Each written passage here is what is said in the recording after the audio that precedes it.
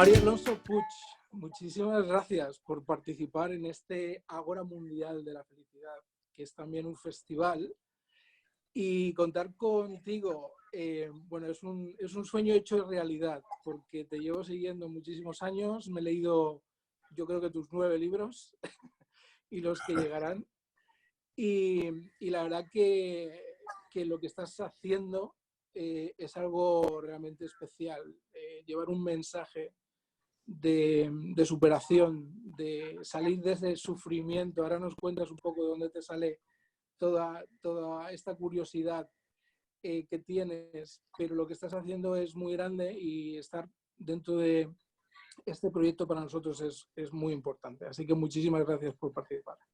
Muchas gracias a ti y a todo el equipo. Gracias, querido. Pues Mario, nos encantaría hablar de varios temas, pero uno está relacionado con superpoderes. Y todos los seres humanos tenemos el derecho a ser feliz, es un poco nuestro lema, ese derecho de nacimiento, llegar a 10.000 millones de personas felices en el 2050. Y para eso yo creo que vamos a necesitar unos cuantos superpoderes. Tu último libro hablas de 3. ¿Nos puedes contar un poco cuáles crees que son las 3 claves para conseguir una vida plena?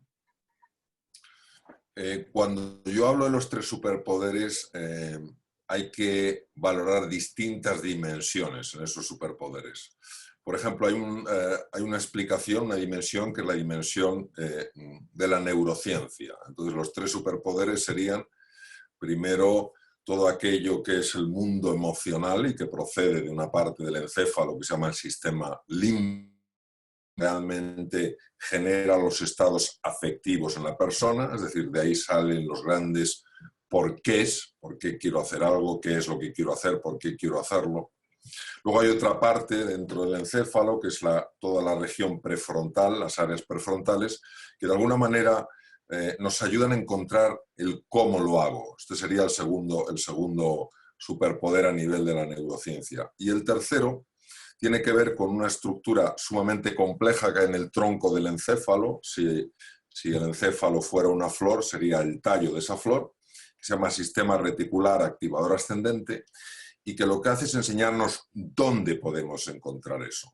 Por ejemplo, pues una persona que se quiere comprar un determinado coche porque le apasiona, curiosamente empieza a encontrar ese tipo de coche por la calle.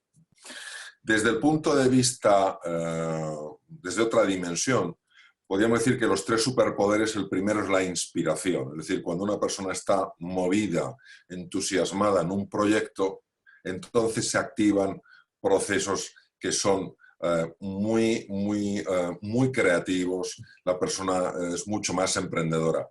El segundo es la estrategia, el segundo superpoder es la estrategia. Sabemos que tener una buena estrategia es esencial. Una buena estrategia para lograr resultados, una buena estrategia para conseguir ciertas cosas. Y el tercer superpoder, digamos que sería el entrenamiento. Tienes una gran inspiración, tienes una muy buena estrategia y ahora necesitas entrenarte. Y la tercera dimensión dentro de los 3 superpoderes sería el cuerpo, los poderes, superpoderes que vienen del cuerpo.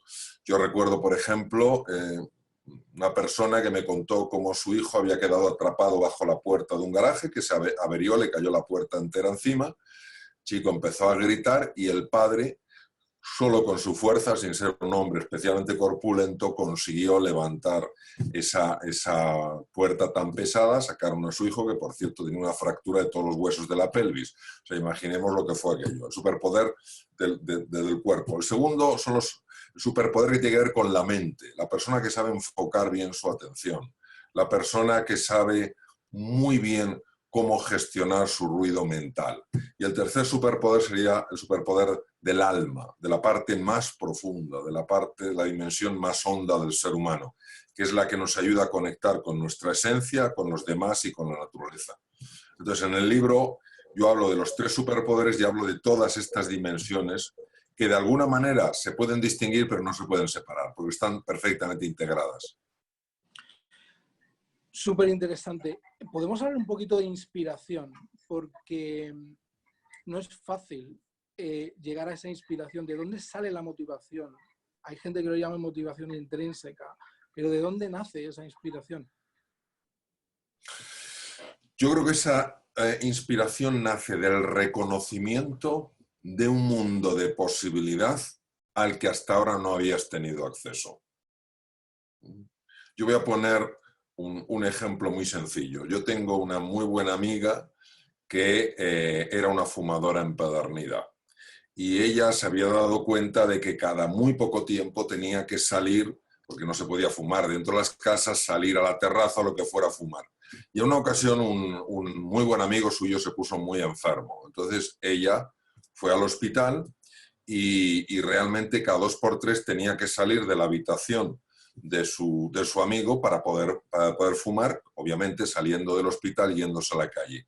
Y en un momento determinado ella fue consciente de que no era un ser libre, de que toda su vida estaba condicionada a ese cigarrillo que era una cosa y que tenía, sin embargo, totalmente secuestrada la libertad de un ser humano.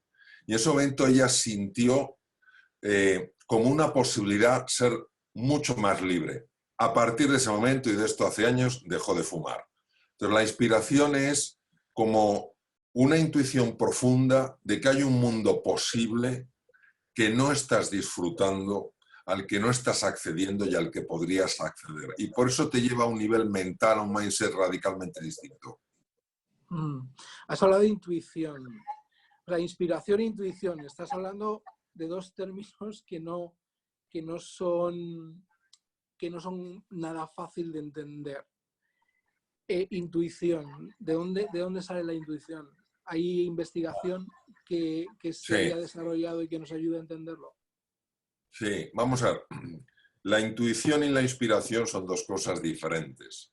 La intuición me puede llevar al conocimiento inmediato de una realidad sin pasar por un proceso de razonamiento.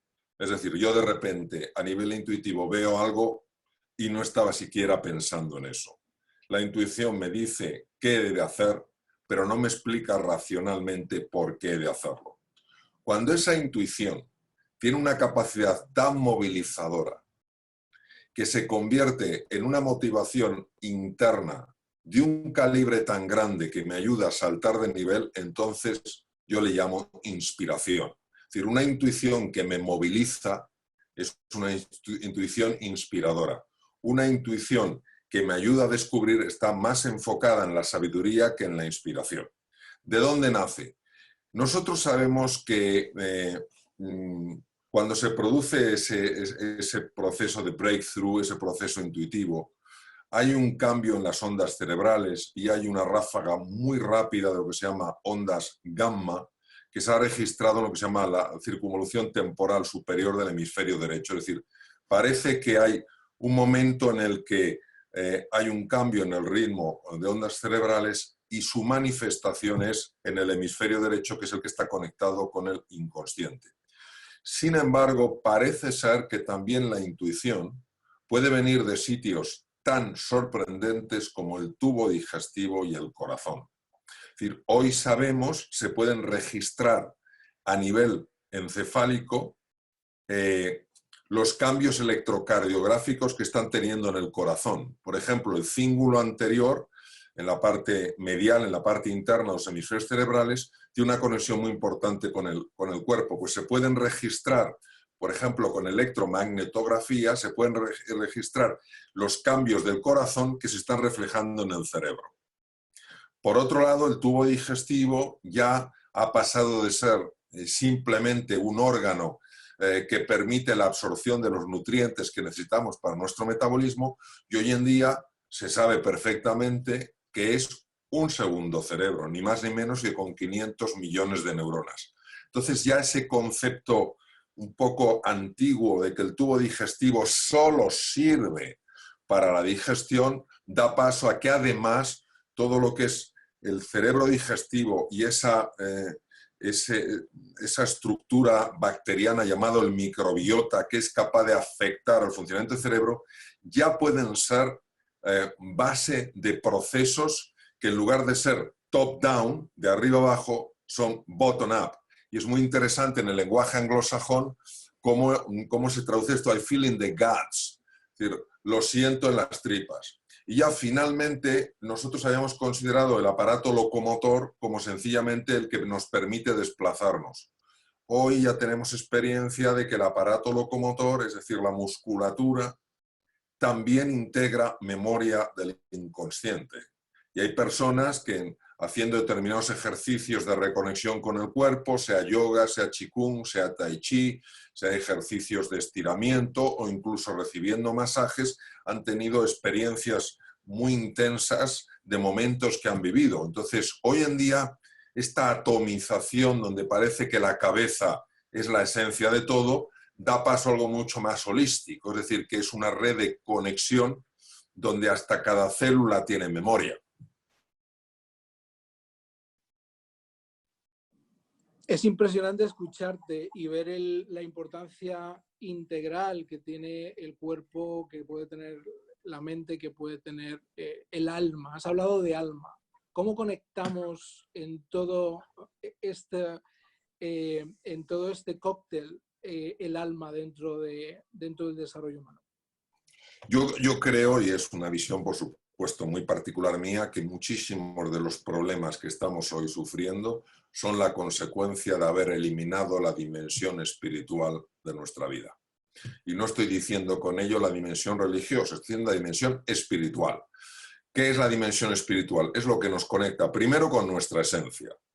Segundo, con la esencia de los demás. En el Oriente este saludo de Namaste, donde se juntan las manos y se saluda de una forma muy respetuosa, lo que dice es, de alguna manera, saludo a la grandeza que hay en ti, saludo a lo sagrado que hay en ti. Entonces, a veces, no solamente nos vemos distintos, sino que nos vemos distantes. Y entonces esta división en un ser, como el ser humano, tan llamado al encuentro, es origen de enfermedad. Hoy sabemos que probablemente la enfermedad que está causando más daño es la soledad. La soledad sube los triglicéridos, la soledad sube lo que se llama el colesterol malo, el LDL, produce hipertensión, es capaz de matar neuronas, etcétera, etcétera, etcétera. Y una cosa es vivir en un mundo de mucha comunicación y otra cosa es si ese nivel de conexión es el adecuado. Porque a veces hay mucha comunicación y hay muy poca conexión, ¿no? Entonces, en este sentido, el alma también es esta capacidad de reconectar con la naturaleza, es decir, dejar de ver a la naturaleza como un elemento a nuestro servicio, hacer con ella lo que nos dé la gana, pensando que estamos por encima de ella. Y es entender este concepto tan bonito de Gaia como un ser pensante, como un ser del que somos hijos, que tenemos los mismos materiales que existen en la Tierra, los mismos minerales de fuera están dentro. Entonces, para mí, la espiritualidad es el arte de reconectar con eso que describe verdaderamente nuestra esencia. Nuestra esencia como seres humanos, nuestra esencia como colectividad y nuestra esencia en relación con la naturaleza. Qué importante. Yo creo que la física cuántica nos está ayudando un poquito, ¿no? a entender que el alma, si incluso en el espacio de la energía o de los cuantos, podría tener un valor intrínseco en el desarrollo humano. ¿Cómo conectas tú toda esta corriente de física cuántica en tu desarrollo y en la explicación de cómo somos como seres humanos?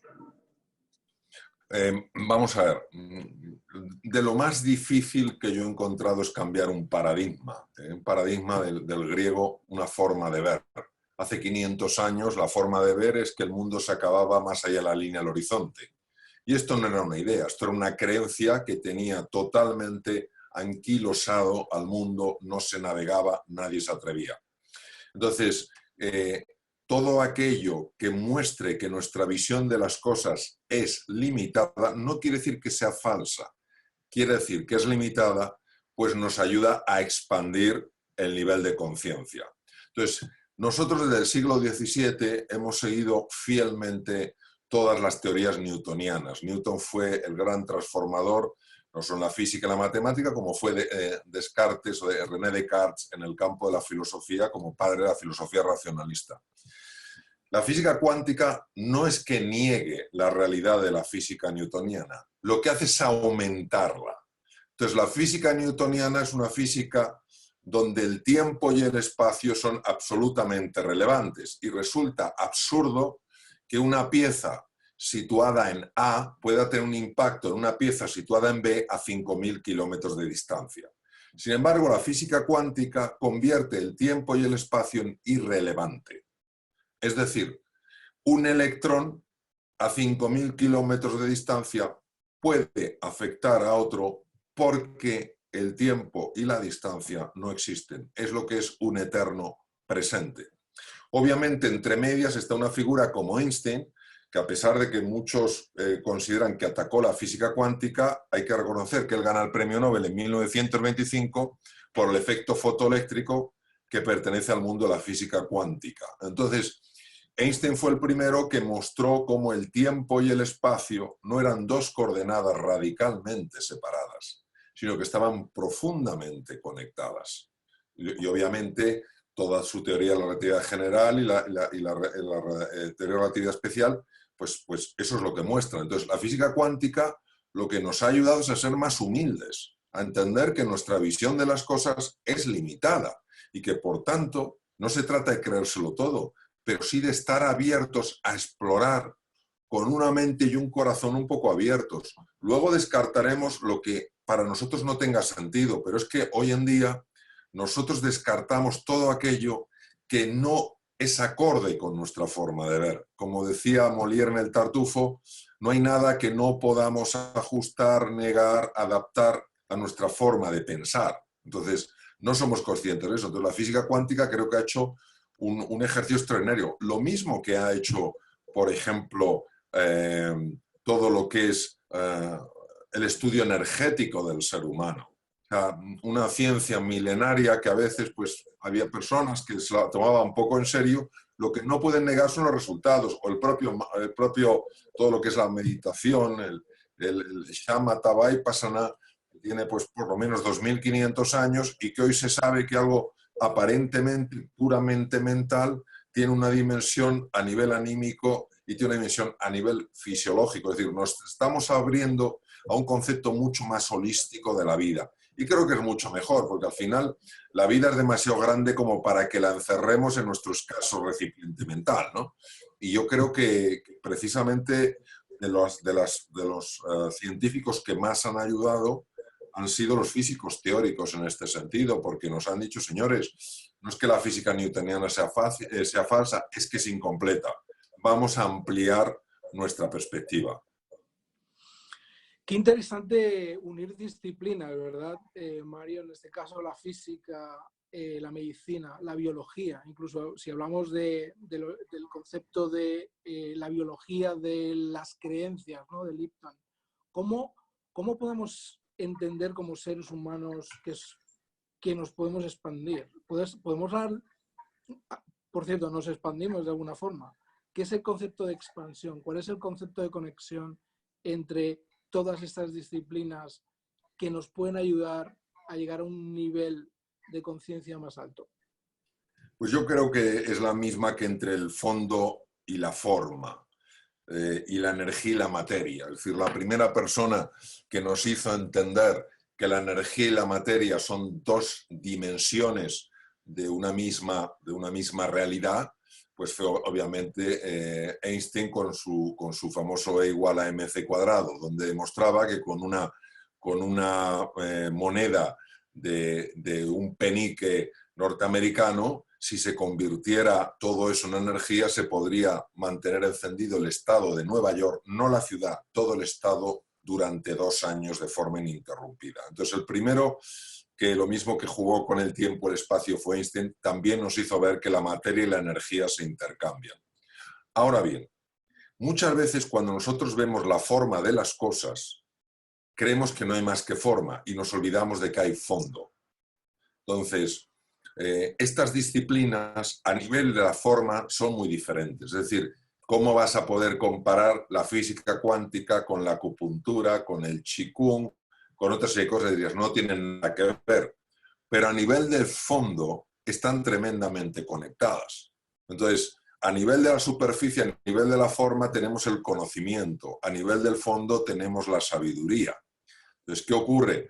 pues que tú lees, como seguro que has leído muchas veces, a los grandes maestros taoístas, Chuang Tzu o Lao Tzu, o lees escritos de los sutras de Buda, o lees mensajes de Cristo, o lees a Rumi, y te das cuenta que tienen una conexión brutal con elementos que están surgiendo hoy en nuestro mundo más moderno. ¿Cómo es posible esto?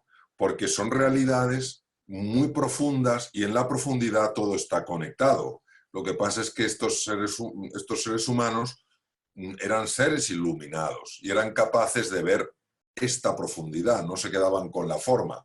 Nosotros, en nuestro mundo, que vamos en un plan tan superficial, pues claro, nos parece ciencia ficción pues que una cosa tenga conexión con la otra, cuando a nivel más profundo todo tiene perfecto sentido porque todo al final es uno, una unidad.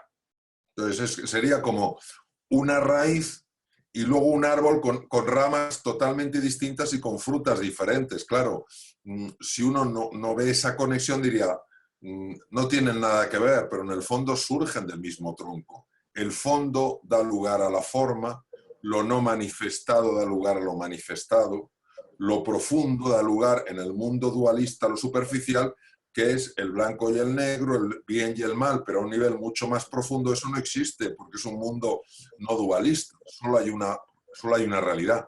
Las personas que han sido capaces de verla son lo que nosotros llamamos personas iluminadas, y puedes tener grandes místicos o puedes tener grandes físicos, como podemos poner, por ejemplo, no solo a Albert Einstein, sino a David Bohm. Tú lees los escritos de David Bohm, que además conoció a Einstein porque él también se llama en Princeton, en New Jersey, y David Bohm era una persona tremendamente iluminada. Tú escuchas a Krishnamurti, y Krishnamurti pues también habla y claro, estas personas en algunos momentos han sido tomados como locos, ¿no?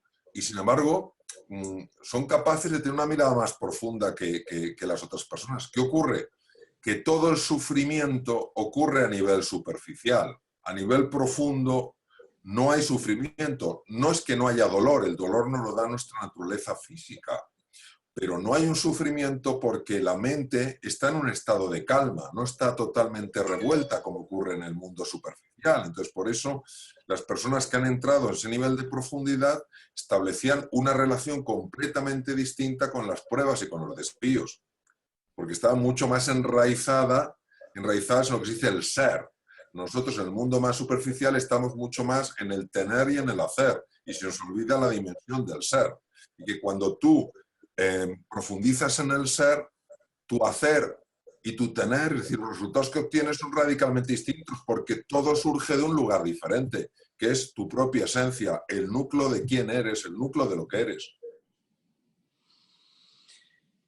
Me encanta escucharte porque al final todo lo que estamos haciendo desde el Ágora al FES, que es el concepto que tenemos que ser, es justamente llegar ahí. ¿Está todo el truco de ser feliz está en nosotros o hay condiciones? Porque aquí hay distintas formas de verlo, ¿no? Es otra muy buena pregunta. Yo distingo fundamentalmente dos cosas, sabiendo que las palabras no cambian. Lo que pasa es que te orientan hacia una nueva forma de mirar. Entonces, el ser humano es un ser que procesa a través del lenguaje. El lenguaje no solo describe, el lenguaje crea realidad. Entonces, la distinción que yo hago es entre bienestar y felicidad. El bienestar tiene mucho que ver con las circunstancias exteriores. Tú y yo estamos hoy hablando en un sitio agradable, no tenemos frío, estamos cómodos, tenemos una buena imagen, hay bienestar. Si estuviera cada 2x3 parando la comunicación o estuviéramos en un sitio incómodo y lleno de ruidos, habría menos bienestar. Entonces, el bienestar fundamentalmente depende de fuera. La felicidad depende totalmente de dentro. Porque el bienestar depende del tener, mientras que la felicidad depende del ser. En nuestra sociedad, como muchas veces no hacemos esta distinción, decimos, cuando hagas esto y tengas esto, serás feliz. No, y hay muchas personas que se pasan la vida esforzándose, luchando, abandonando cosas muy relevantes para tener lo que sea, poder, estatus, fama, dinero, lo que sea, y no son felices, porque los vacíos del ser no se rellenan con el tener. Entonces, no son incompatibles, pero son diferentes. Por eso uno se puede ir a un país muy, muy sencillo como Bután, donde la gente, pues no hay miseria, pero muchas veces te encuentras pobreza y sin embargo pues te encuentras gente que te ayuda mucho, gente que es muy, muy cariñosa, gente que fundamentalmente transmite algo muy positivo. Y te puedes ir a un sitio donde haya mucha más abundancia, donde haya mucha más riqueza y sin embargo lo que esas personas traducen es mucho más distrés, que es el estrés tóxico, mucha más agresividad. Entonces, nosotros tenemos que ser conscientes que son dos dimensiones diferentes, no son incompatibles, son complementarias. La dimensión la dimensión del bienestar tiene que ver mucho más con nuestra fisicalidad y la dimensión de la felicidad mucho más con nuestra espiritualidad. Y el puente entre lo espiritual y lo físico es lo mental. Es decir, lo más grosero, no lo digo en el sentido de desprecio, lo más grosero es lo físico, más útil es la mente y lo más útil es el alma. Me encanta ese concepto y esto se vincula muy bien con todo el concepto de felicidad interna bruta. Has hablado de Bután y si vemos las dimensiones que ellos utilizan, los dos hemos colaborado y seguimos colaborando con G&H, la espiritualidad es parte de las dimensiones, ¿no? ¿Podemos hablar un poquito más de esas dimensiones que condicionan la felicidad? Para entender el concepto del Gross National Happiness, tenemos que ir al creador del concepto, que es el cuarto rey de Bután. El cuarto rey de Bután, que es el padre del actual rey. Entonces, el cuarto rey de Bután, que se quedó huérfano muy pronto y tuvo que tomar pues, el puesto de su padre, pues empezó a ver que su país necesitaba una modernización, pero vio que algunas de las formas en las que se habían modernizado muchos países no le convencían nada, porque esos países solo consideraban que el progreso dependía del tema económico, del Producto Interior Bruto, y dijeron, bueno, pues es que este Producto Interior Bruto crece con las guerras, crece con el consumo de ansiolíticos y antidepresivos, tiene algo más. Entonces, él no descartó que el GDP, el Gross Domestic Product, no tuviera relevancia, considera que es relevante, pero que es insuficiente, que hay que ampliar, que hay que preguntar más a las personas qué les ayuda a ser felices. Entonces él emprendió un viaje por Bután, que como tú sabes perfectamente es un país donde no hay trenes, de carreteras muy complicadas, en el corazón de los Himalayas, para ver qué es lo que las personas en su reino consideraban que les ayudaba a ser felices. No, obviamente, para dar por hecho que tú si das algo de fuera vas a hacer que la gente sea feliz, pero sí para poner unas condiciones que hicieran más fáciles a las personas poder vivir esos elementos que para ellos estaban relacionados con la felicidad. Por ejemplo, la disposición de tiempo, tener tiempo libre para sus cosas, para estar con sus familias. La segunda, importantísima, el valor de la comunidad. Ellos valoran muchísimo las tradiciones. Esos festivales que se hacen en Timbu, en la capital, son muy notables, son muy coloridos, son preciosos y no es sencillamente una cosa puramente folclórica, tiene un enorme componente simbólico. Ellos valoran muchísimo el apoyo de la comunidad. Por ejemplo, los guías turísticos saben que tienen una época con mucho trabajo, pero saben que hay una época muy difícil para ir a Bután, pues porque el clima es mucho peor. Saben que no pasarán angustia, que el resto de la comunidad les va a ayudar a salir adelante, entonces viven con tranquilidad. Por supuesto, ellos valoran mucho el elemento psicológico, es decir, el sentirse mentalmente sanos, el elemento físico, es decir, que tengan una atención médica adecuada. Y de hecho en Bután tienen la medicina tradicional, la alopática, la nuestra, el mundo en Europa, en Estados Unidos, y tienen la medicina tibetana, ya que Bután y el Tíbet, actualmente China, están muy conectados tanto a nivel de medicina como a nivel de budismo. Otra cosa que ellos valoran enormemente es la naturaleza. Ellos tratan con mucho respeto a la naturaleza, es decir, la naturaleza está viva, entonces son cuidadosos, y en la constitución butanesa, el 60% del bosque está protegido por la constitución, es decir, que si quieren talar árboles para hacer dinero, pues miren, no pueden talar, porque más allá de un punto. Otra cosa que ellos valoran muchísimo, obviamente, es el tema económico, es decir, no vivir con angustias. Entonces, yo realmente, en el tiempo que está en Bután, no he visto mendicidad.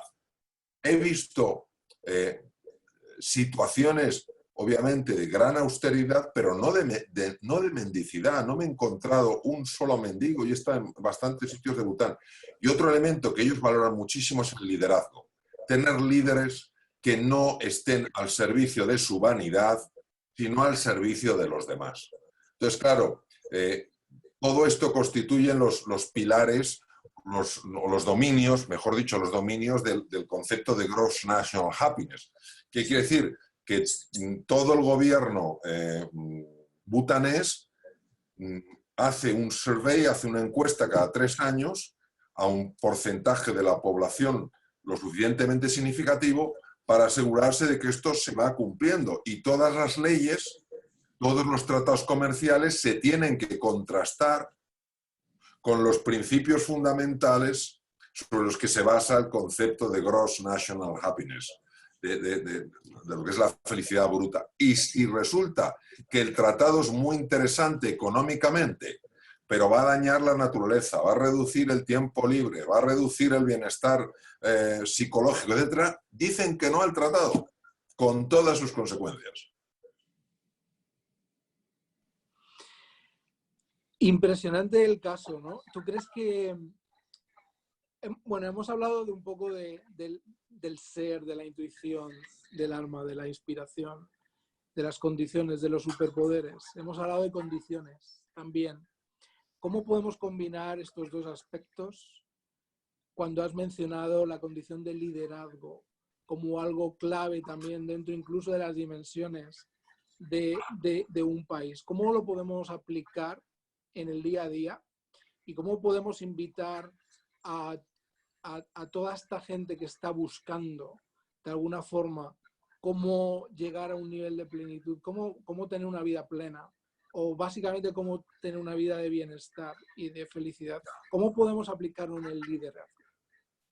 Yo creo que depende mucho de qué ponemos en el centro de nuestra vida. Es decir, en el centro de nuestra vida lo que hemos puesto es el poder, la fama y el dinero. Y todo gira alrededor de eso. Entonces, no quiere decir que el poder no tenga importancia, no quiere decir que la fama no tenga importancia, no quiere decir que el dinero tenga importancia. Lo que pasa es que no es lo más importante. Lo más importante es lo que ayuda a un ser humano a alcanzar su plenitud.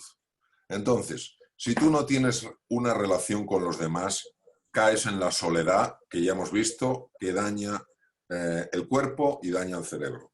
Si tú eres una persona que no tienes tiempo libre y vives angustiado, sabemos el efecto del estrés tóxico, que es responsable ni más ni menos que del 80% de las consultas a médicos generales y que es la base de la ansiedad y la depresión. Si yo no tengo respeto por la naturaleza, estamos viendo los efectos lamentables, durísimos del cambio climático, del cual somos responsables todos.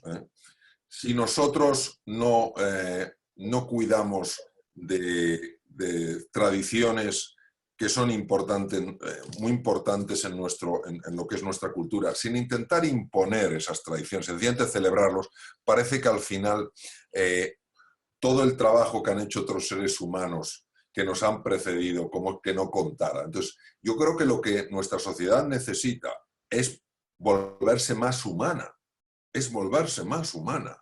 No es más que eso, o sea, no se trata de decir que el progreso económico no es importante, que el progreso tecnológico, todo lo contrario, es importantísimo. Ahora, cuando uno pone el ser humano en el centro, entonces lo que queremos es el progreso económico para todos. Lo que queremos es el bienestar para todos. Es decir, deja de ser yo, mí, mío, todo para mí, incluyo a la otra persona, en una mentalidad de abundancia, no en una mentalidad de escasez. Y empiezo a celebrar la vida en lugar de pensar que el universo es hostil. Entonces, claro, lo que se trata es de un cambio de que se llama de mindset, es decir, como de estructura mental, donde uno se abre a un mundo que aparentemente no tiene sentido desde una dimensión y que, sin embargo, cuando ampliamos la mirada, tiene todo el sentido del mundo. Y luego miras atrás y dices, ¿cómo pude vivir tanto tiempo anclado en esa prisión? Donde yo me creía libre, pero era esclavo. Entonces, a veces la verdadera grandeza para mí de una persona es su disposición a servir, porque quien está dispuesto a servir nunca puede ser esclavo.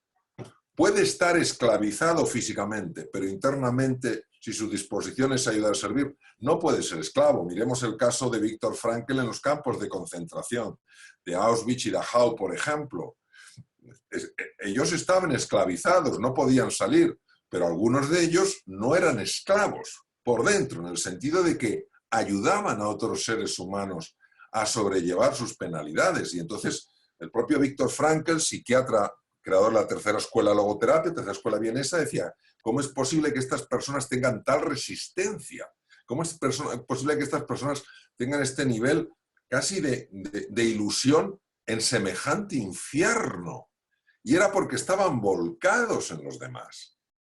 Estaban volcados en los demás. Y hoy la psiconeuroendocrinoinmunología demuestra claramente que cuando a ti te importan los demás, que no quiere decir que no te importes tú, cuando además te importan los demás, por ejemplo, tú empiezas a liberar oxitocina, y la oxitocina es una de las hormonas que más protegen el corazón, protegen contra las infecciones, genera conexión con los demás, que es una base fundamental para sentirse seguro y para sentirse acompañado. Entonces, no estamos hablando aquí de destruir nada, estamos hablando de construir añadiendo elementos que cuando no los ponemos en escena tenemos que sufrir las consecuencias. Dice Sadhguru que lo que le falta a la humanidad es ser más consciente. Tú dices lo que le falta a la humanidad es ser más humano. Sí. ¿Hay relación? Para mí sí. Para mí el nivel de conciencia tiene una conexión directa con dos elementos. Y si una persona tiene esos dos elementos, su nivel de conciencia necesariamente está elevado. Primero, sabiduría. ¿Qué es sabiduría? Sabiduría es mirada profunda y perspectiva. Eres capaz de ver más allá de lo aparente, eres capaz de ver desde una distancia superior a lo habitual y conectas lo que superficialmente no está conectado.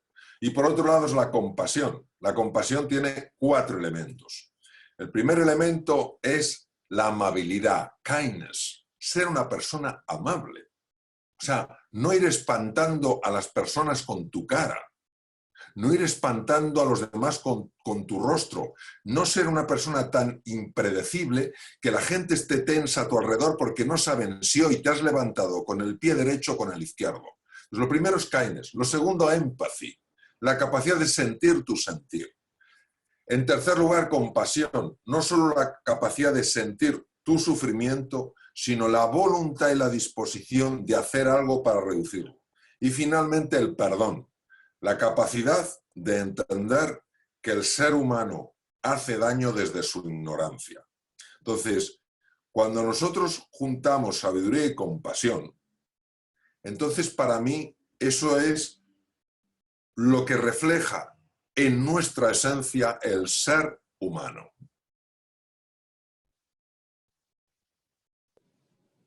Pues yo creo que con esto ya nos hemos quedado todo arreglado, ¿no? Bueno, por lo menos, bueno, mira, yo creo, o sea, yo sé que entre saber y saber hacer hay un espacio. Cuando uno siente esa inspiración, dices, oye, aquí hay algo que vale la pena, realmente aquí hay algo que vale la pena. Y tienes una estrategia, que es, pues voy a hacer esto por la mañana. Yo qué sé, me voy a levantar por la mañana y lo primero que voy a hacer antes de levantarme de la cama es pensar en 4 cosas o 4 personas por las que yo me siento profundamente agradecido. Esa tontuna está demostrado que regula la tensión arterial, que regula el nivel de lípidos y que mejora el sistema inmune. Esa tontura. Si yo me levanto por la mañana, en lugar de decir a ver lo que saco del día, puedo decir a ver lo que pongo en el día. Nada más. Y entonces, en lugar de buscar qué puedo obtener para mí, yo a lo mejor puedo pensar en que a lo mejor una cosita la puedo dar, que a lo mejor una sola vez al día o durante el día puedo poner a una persona delante de mí, aunque solo sea una vez. Entonces, cuando uno tiene inspiración y tiene una estrategia que aunque sea sencilla, la pone en marcha y la va entrenando, poco a poco lo va integrando. Lo mismo que un idioma nuevo, no se aprende de la noche a la mañana. La transformación de procesos mentales, de procesos fisiológicos, de procesos anímicos, lleva un tiempo y tenemos que tener una paciencia que no es el aguantarse, sino es el adaptarse al ritmo natural de las cosas. Y poco a poco eso se va integrando de tal manera que al final se convierte en una forma de ser y de estar. Y lo que era un simple discurso, lo que era un mero speech, ahora es una forma de ser. Y entonces ya tu vida no es lo que dices, tu vida es lo que haces, tu vida es el mensaje. Y si así lo vamos integrando, pues nos puede llevar toda la vida. Pero claro, ahí sí que hay una transformación, ahí sí que hay una reinvención. Y claro, cuando una persona se va acercando a su plenitud, inevitablemente cada vez siente un mayor gozo, una mayor alegría vital y una mayor paz interior. Mario, muchísimas gracias por tu sabiduría. Bueno, no, ojalá. Y por tu amabilidad. Y al menos un paso de la compasión, que es la amabilidad. Bueno, es un placer, de verdad, que estés igualmente en este foro y que podamos seguir colaborando. Muchísimas gracias. Recomendado los 3 superpoderes y todos tus libros.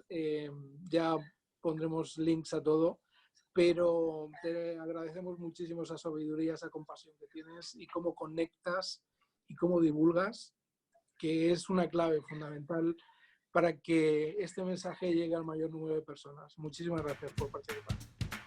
Gracias a ti, gracias a vosotros.